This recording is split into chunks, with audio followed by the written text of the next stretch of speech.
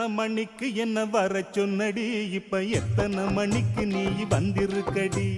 எத்தனை மணிக்கு என்ன வர சொன்னடி இப்ப எத்தனை மணிக்கு நீ வந்திருக்கடி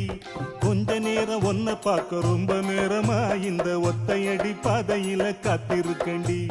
கொஞ்ச நேரம் ஒன்ன பார்க்க ரொம்ப நேரமா இந்த ஒத்தையடி பாதையில காத்திருக்கண்டி